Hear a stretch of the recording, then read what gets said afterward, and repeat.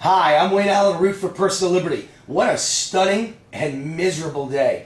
Reagan gave us mourning in America, as in a new sunny morning. I feel like I just woke up in mourning in America, as in mourning for the loss of this great country. And it's all because in politics, nice doesn't work. Mitt Romney's a nice guy, a gentleman. But in politics, nice guys often finish last. To win the election and beat a sitting president, Mitt needed to do more than nicely debate Obama. He needed to indict Obama. Here is the speech that Mitt should have given. If he had given this speech, we'd all be waking up to mourning in America, as in a bright sunny day filled with opportunity. Let me start by stressing that President Obama may be a nice man. He may be a good husband and father. He may love his country. I believe he does.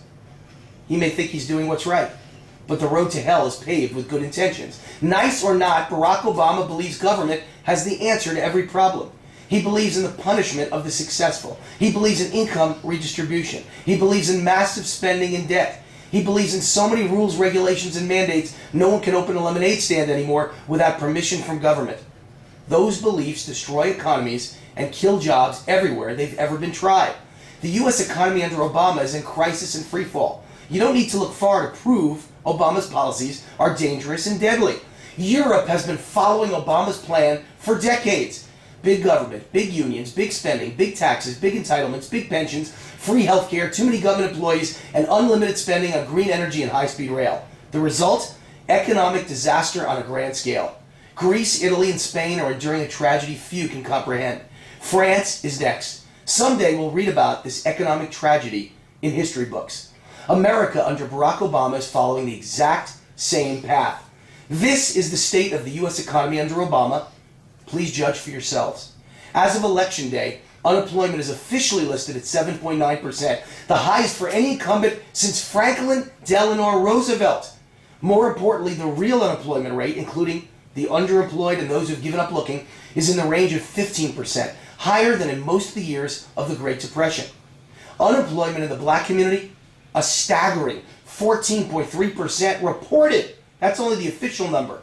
Unemployment and underemployment for college graduates, 53%. The labor force participation rate among men, the lowest since 1948, just after World War II. Food stamp growth, 75 times greater than job growth under Obama. 46 million Americans are now on food stamps. The record 11 million Americans on disability, larger than the population of a majority of U.S. states.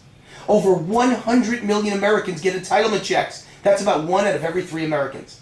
1/6 of all personal income in the USA is now provided by government. The housing collapse is now deeper than at the peak of the Great Depression. The net worth of the average American is down 40%. New business startups, the lowest level in 30 years.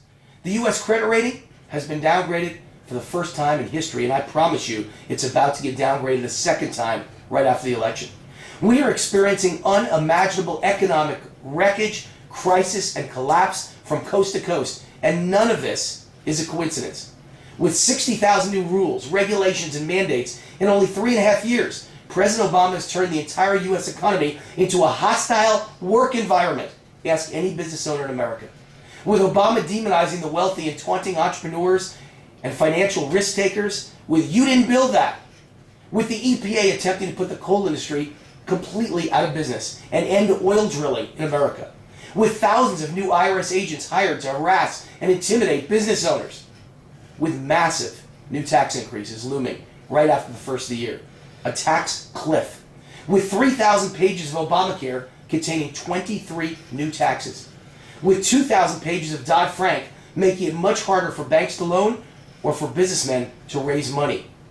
With $115 trillion in debt and unfunded liabilities just at the federal level. With states, counties, and cities even more broke and insolvent than the federal government. As an example, the debt in Cook County, Illinois, Obama's Chicago, is now an unimaginable $108 billion with a B. You have to question if this is incompetence or a purposeful plan to overwhelm the system with debt and entitlements, to collapse the U.S. economy and weaken faith in capitalism, all so you could turn America into a European social state. President Obama tells us that he saved the auto industry. It's his one and only accomplishment in 3.5 years, so he repeats it 100 times a day. The reality is he merely stole $25 billion from you and me, the taxpayers, to protect the pensions of auto union members who contributed tens of millions to his election. Now your children owe that $25 billion plus interest, and you and they don't even get a car. Then Obama allowed the private sector auto workers to lose their pensions because they didn't contribute to him, while closing only auto dealerships owned by Republican contributors. This is all immoral, if not criminal. Ladies and gentlemen, we have to change direction before we have no country to defend, before we have no economy left to rebuild, before unions strangle the life out of the private sector, before taxpayers are sucked dry to pay for a food stamp and unemployment benefits economy, before free health care adds trillions in debt to our children's burden, before Obama's extreme views on energy leave us dependent on nations that hate America and support terrorism, before Obama uses executive orders to render Congress and the United States Constitution meaningless, before every terrorist attack is given a politically correct name, before more victims are blamed when Islamic radicals slaughter them over a cartoon, a book, or a film, before every Bible is permanently removed from our military bases and hospitals, before all religious celebrations except Ramadan are permanently removed from our White House, or before 6 million Israelis are wiped out in a second Holocaust due to a foreign policy of apology, appeasement, and indifference. This is our last stand for capitalism, for small business, for the American dream, for our Judeo-Christian values, for our small businesses, for our children and grandchildren's future, for the survival of the American dream, and yes, for our guns and Bibles. When you walk into that polling place to vote, remember that Osama bin Laden is dead, but so is the United States border agent who died in the Fast and Furious scandal. And so is our ambassador and 3 heroes abandoned and left to die at our Libyan embassy. And so is the U.S. economy. Remember that even at this moment, as broke as America is, Obama's giving $450 million of your taxpayer money to the radical Muslim Brotherhood of Egypt.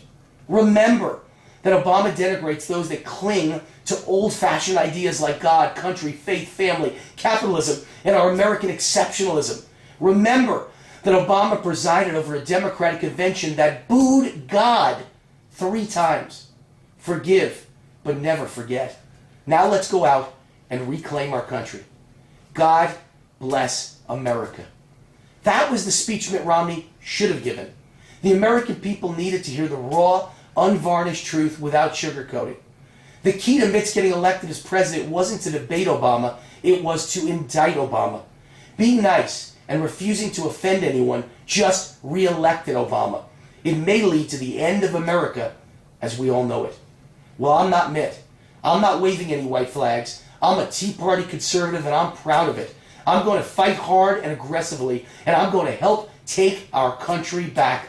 This battle has only just begun. I'll be back next week with my commentary on what went wrong and why, and what the GOP must do moving forward to build a winning coalition. I'm Wayne Allen Root for PersonalLiberty.com. See you next week, same time, same place. God bless.